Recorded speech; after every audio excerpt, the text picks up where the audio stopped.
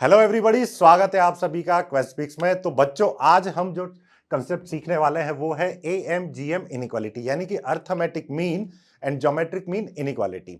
और बच्चों ये ऐसा शस्त्र है जो आपको जेई मेन के अलावा जेई एडवांस में भी ये कंसेप्ट बहुत काम आता है।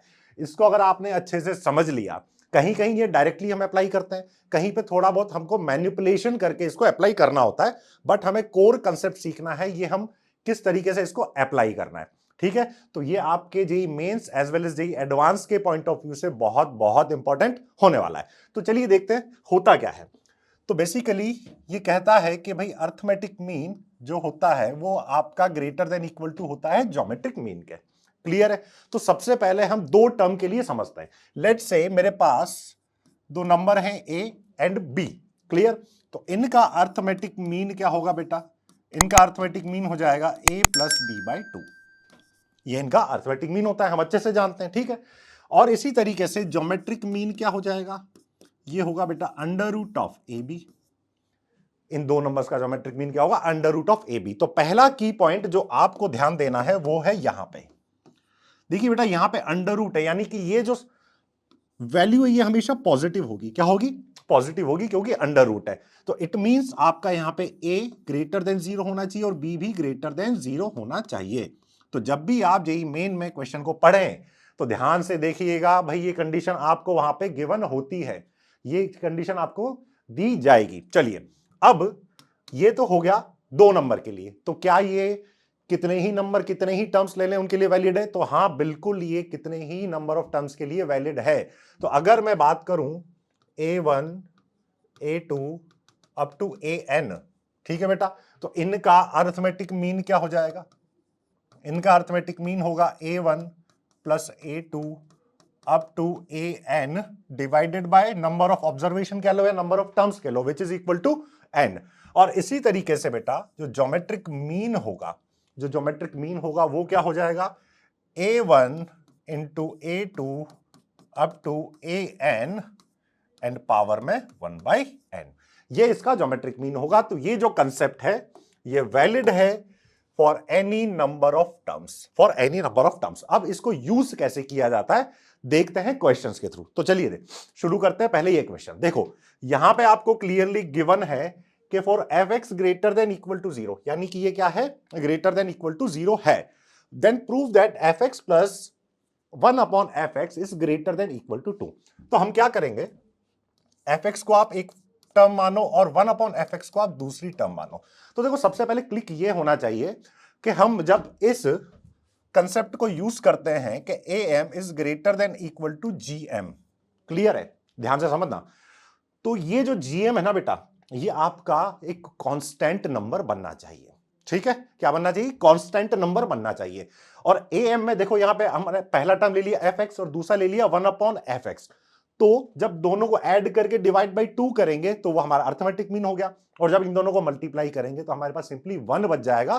तब जाके हम इसकी मिनिमम वैल्यू के बारे में बात कर सकते हैं। तो जो मैं आपको बता रहा था कि मैनिपुलेशन करना पड़ता है कुछ कुछ सवालों में, वो यही है। वो हमको क्या सोच के मैनिपुलेशन करना है कि ज्योमेट्रिक मीन जो होगा ना बेटा आपका, वो एक कांस्टेंट नंबर बनना चाहिए। That's it. ठीक है, तो चलिए, हमने पहला टर्म मान लिया fx और दूसरा मान लिया 1 अपॉन fx। तो इन दोनों टर्म का अर्थमेटिक मीन क्या होगा? ये हो जाएगा हमारे पास f of x plus 1 upon f of x divided by 2।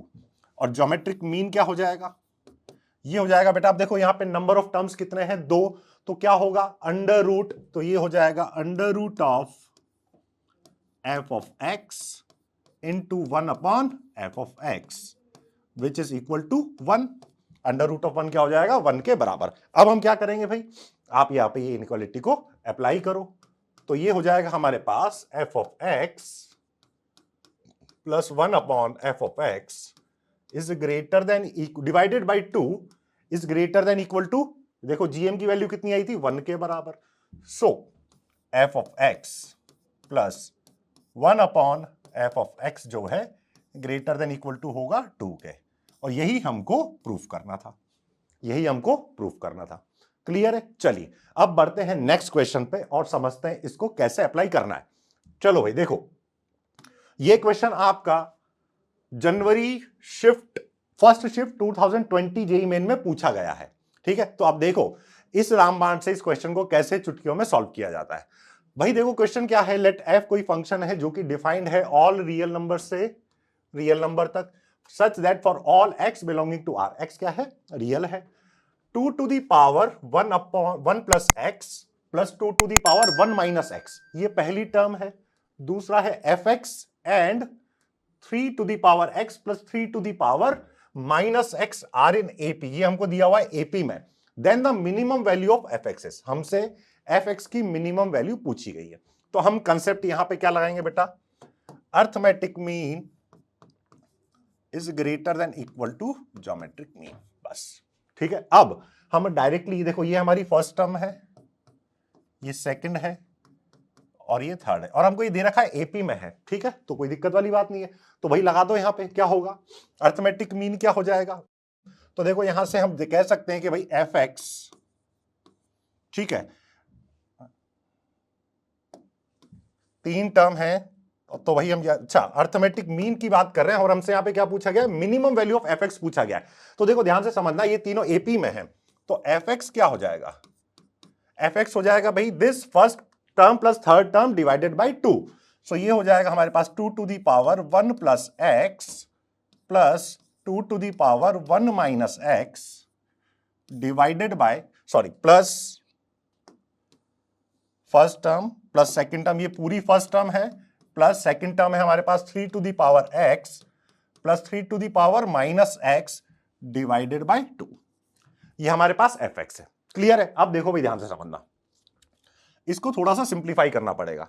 इस वाले टर्म को देखो, ये हो जाएगा हमारे पास 2 into 2 to the power x plus ये हो जाएगा 2 into 2 to the power minus x divided by 2, इसको ऐसे लिखा जा सकता है, प्लस यहां पे हो जाएगा 3 to the power x plus 3 to the power minus x divided by 2। Clear है। अब ध्यान से देखो, यहां पे ये 2 तो कैंसिल आउट हो जाएगा, ये 2 हमारा कैंसिल आउट हो गया, तो क्या बचेगा देखो 2 to the power x plus 1 upon 2 to the power x, ऐसा ही होगा, 2 to the power x plus 1 upon 2 to the power x. और यहां पे देखो क्या बचेगा, 1/2 में बाहर ले लेता हूं, 3 to the power x plus 1 upon 3 to the power x. Clear है। अब देखो भाई ध्यान से समझना, हमने इससे पिछले वाले क्वेश्चन में इस तरह का, अब देखो हमसे क्या पूछा गया है, हमसे पूछा गया है minimum value of f x. तो एफ एक्स कब मिनिमम होगा, एफ एक्स की मिनिमम वैल्यू हमसे पूछी गई है, तो ये मिनिमम कब होगा, जब 2 to the power x plus 1 upon 2 to the power x, इसकी मिनिमम वैल्यू ले लूं मैं, और 3 to the power x plus 1 upon 3 to the power x की मिनिमम वैल्यू मैं निकाल लूं, तो मुझे एफ एक्स मिनिमम मिल जाएगा।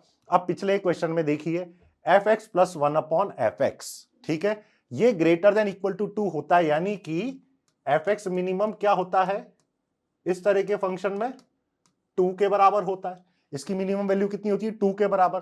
तो सेम फंक्शन यहां पर है, f x plus 1 upon f x plus 1 upon f x, ऐसा ही है। चलिए, तो हम यहां से कह सकते हैं कि भाई इसकी जो मिनिमम वैल्यू है वो 2 होगी, और इसकी भी मिनिमम वैल्यू क्या होगी, 2 के बराबर होगी, 3 to the power x plus 1 upon 3 to the power x.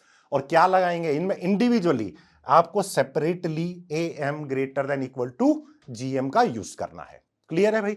तो उससे आपको मिनिमम वैल्यू 2 मिली, यहां पे भी 2 मिली, तो एफ एक्स मिनिमम कितना हो जाएगा, 2 प्लस 1/2 इंटू 2, इस 1/2 को नहीं भूलना है, तो ये हो जाएगा हमारे पास में 2 से 2 cancel, 2 plus 1 3, that's it, very simple. आ गया समझ में। तो इसकी मिनिमम वैल्यू कितनी आएगी, एफ एक्स की मिनिमम वैल्यू कितनी आएगी हमारे पास में, 3 के बराबर। क्लियर है भाई। चलिए, तो इस तरीके से आपको इस कंसेप्ट को यूज करना है। चलिए देखते हैं नेक्स्ट। अब ये है वो क्वेश्चन जिसके बारे में बात कर रहा था कि आपको यहां पे थोड़ा सा मैनिपुलेशन करना पड़ेगा। ये क्वेश्चन पूछा गया था जेईई मेन 2022, ठीक है। चलिए देखो कैसे होगा। Then the value of alpha is equal to, हमको दिया हुआ if minimum value of f x, हमको यहां पे मिनिमम वैल्यू इसकी गिवन है क्या है, 14 है, और देखो x हमको दिया हुआ है क्या है, ग्रेटर देन 0 है। तो हमसे पूछा है then the value of alpha is equal to, तो देखो भाई कैसे होगा। सबसे पहले एफ एक्स को आप ऑब्जर्व करें, क्या है 5x² divided by 2 plus a upon x to the power 5। अब सबसे पहले अगर मैं यहां पे directly am greater than equal to gm लगाता हूं, क्या मान के कि 5x² upon 2 plus a upon x to the power 5, ये दोनों एक एक इंडिविजुअल दो टर्म है, अगर ये मान के मैं करता हूं तो देखो बेटा इनका am तो कितना हो जाएगा 5x² by 2 plus a upon x to the power 5 divided by 2 is greater than equal to under root of इन दोनों का multiplication 5x² upon 2 into a upon x to the power 5। तो आप देखेंगे यहां पे भाई x² कैंसिल आउट होगा या क्यूब बच जाएगा, x का क्यूब बच जाएगा, और हमने क्या बोला था यहां पे कांस्टेंट वैल्यू आनी चाहिए। तो ध्यान से समझना यहां पे हमें मैनिपुलेशन क्या करनी है और इसको हम कैसे सॉल्व करेंगे। हमको इस फंक्शन को कुछ अलग तरीके से लिखना होगा। कैसे, ध्यान से समझना। क्या मैं इसको ऐसे लिख सकता हूं x² अपॉन 2 कितनी बार लिखा हुआ है 5 बार, तो क्या मैं इसको ऐसे लिख सकता हूं x² upon 2 plus x² upon 2 plus x² upon 2 plus x² upon 2 plus x² upon 2, ऐसे लिखा जा सकता है? बिल्कुल लिख सकते हैं ना। अब इन तीनों को पांचों को ऐड करो, आपको 5x² अपॉन 2 ही मिलने वाला है। ठीक है, अब बात आती है, अब देखो ध्यान से समझना, इसको तो मैंने स्प्लिट कर लिया। अब जब ज्योमेट्रिक मीन के अंदर मैं इन पांचों टर्म को मल्टीप्लाई करूंगा तो मुझे क्या मिलेगा x² into x² into x² into x² into x², यानी x टू द पावर 10। तो मुझे यहां पे a upon x to the power 5 को भी कुछ इस तरीके से स्प्लिट करना होगा कि मुझे नीचे भी x टू द पावर 10 मिल जाए, सो दैट x हमारा खत्म हो जाए और अंदर हमारे पास एक कांस्टेंट टर्म बचे। क्लियर? तो देखो समझना ध्यान से, मैं अब a upon x to the power 5, यहां पावर 5 तो है, मुझे एक और पावर 5 चाहिए ताकि मल्टीप्लाई होकर x टू द पावर 10 बन जाए। तो मैं इसको ऐसे लिख सकता हूं ना, a upon twice x to the power 5 plus a upon twice x to the power 5। देखो पहले वाले टर्म को हमने ऐसे स्प्लिट किया, दूसरे वाले टर्म को ऐसे स्प्लिट किया।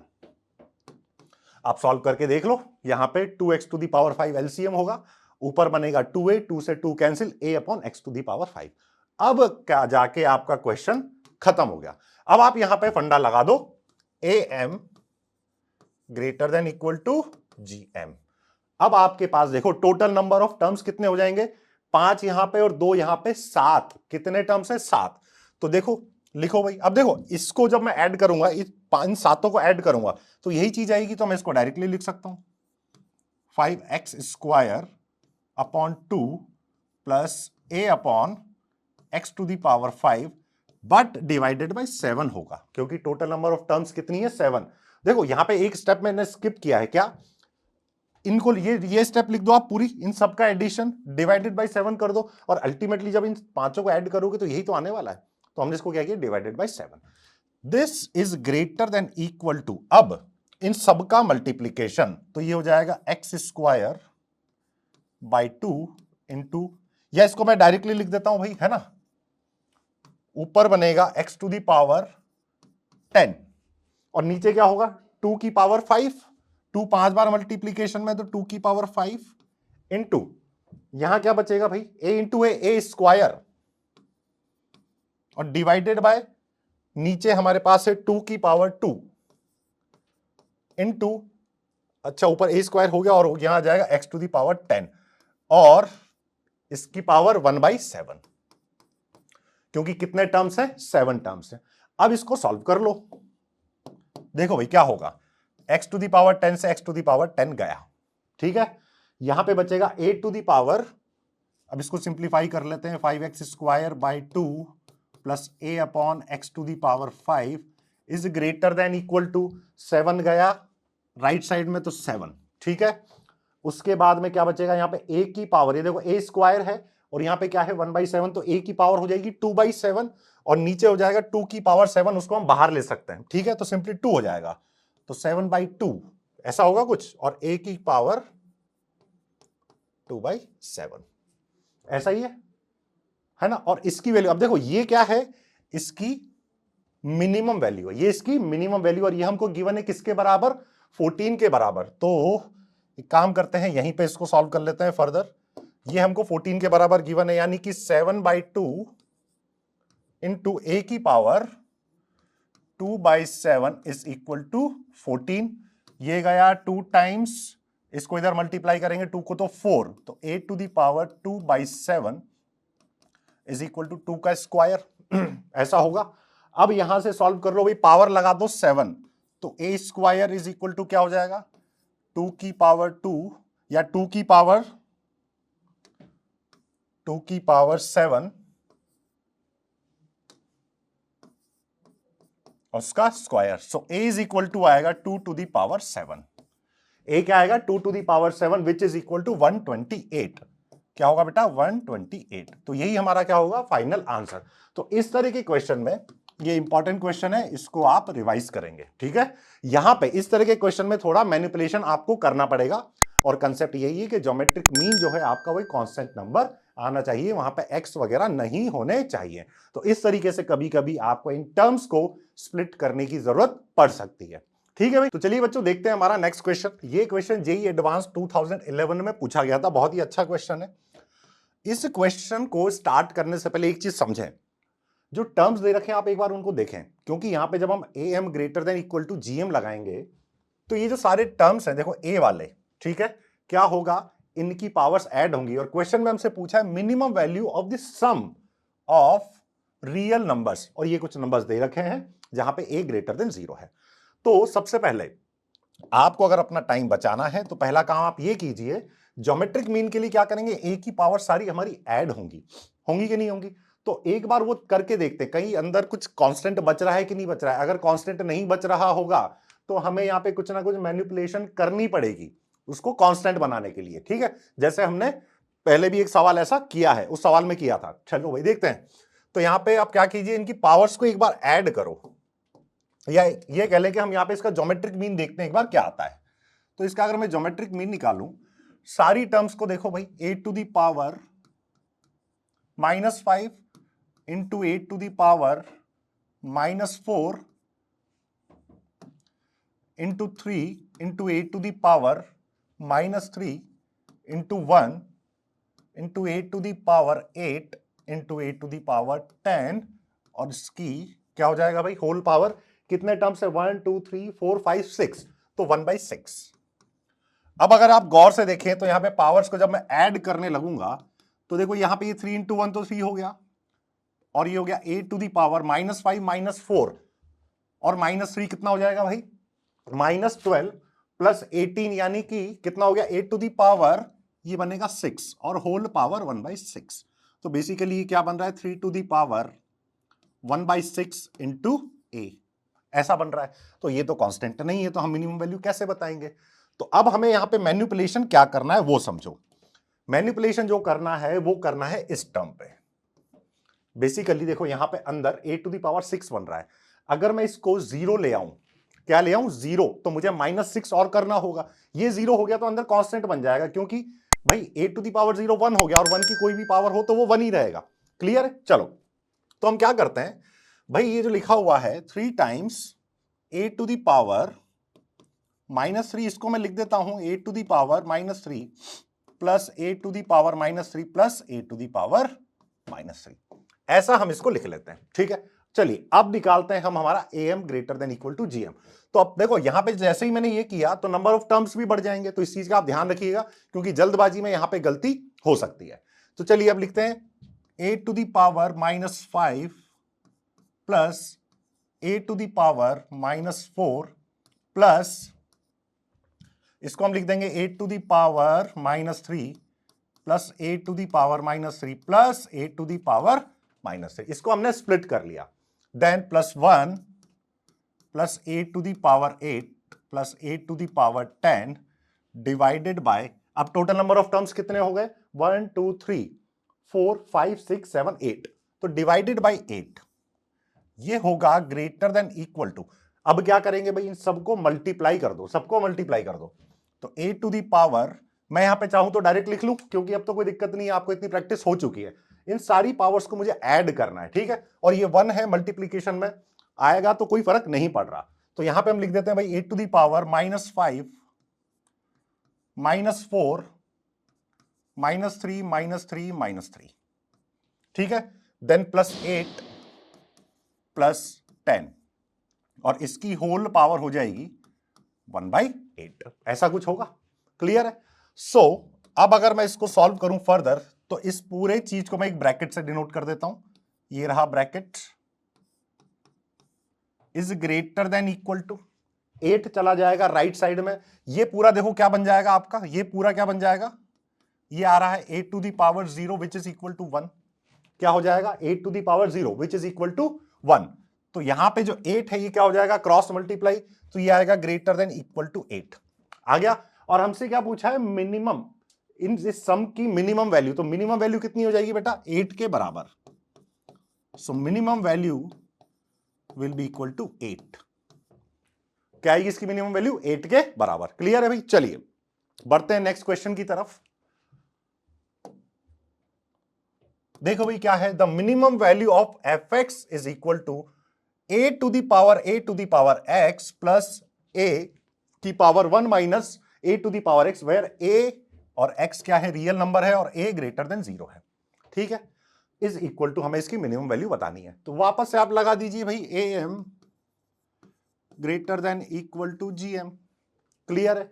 चलो तो मैं पहले fx को थोड़ा सा स्प्लिट कर लेता हूं, या थोड़ा सा सही तरीके से लिख लेते हैं। ये है a to the power x plus a into a to the power minus a to the power x। तो ये हो जाएगा a to the power x plus a upon a to the power x, ऐसा हो जाएगा। अब ये हमारा फर्स्ट टर्म है, ये सेकंड टर्म है। अब हम लगा देंगे हमारा क्या, am greater than equal to gm। तो दोनों को ऐड करो भाई, पहले तो a to the power x plus a upon a to the power x divided by 2 is greater than equal to. अब देखो दो ही टर्म है तो सीधा सीधा अंडर रूट आ गया, दो ही टर्म है तो अंडर रूट आ जाएगा। इन दोनों को मल्टीप्लाई कर दो into a upon a to the power x। ये दोनों कैंसिल आउट हुए, सिंपली क्या बचेगा, रूट a। अब यहां पे आपको घबराने की जरूरत नहीं है कि सर कांस्टेंट तो आया नहीं, ऑप्शन देखो भाई, सारे ऑप्शंस में a बैठा हुआ है तो कोई प्रॉब्लम नहीं है। चलो तो यहां से, सो देयरफॉर मिनिमम वैल्यू कितनी हो जाएगी भाई, यहां पे क्या बचेगा, रूट a। 2 ये इधर रहा, क्रॉस मल्टीप्लाई हुआ तो 2 रूट a क्या हो जाएगी इसकी मिनिमम वैल्यू, यानी कि ऑप्शन क्या है, बी। और ये क्वेश्चन पूछा गया था 2021 जेई मेन अप्रैल शिफ्ट में, ठीक है भाई, 25 अप्रैल सेकंड शिफ्ट में ये क्वेश्चन पूछा गया था। चलिए बढ़ते हैं हमारे नेक्स्ट क्वेश्चन की तरफ।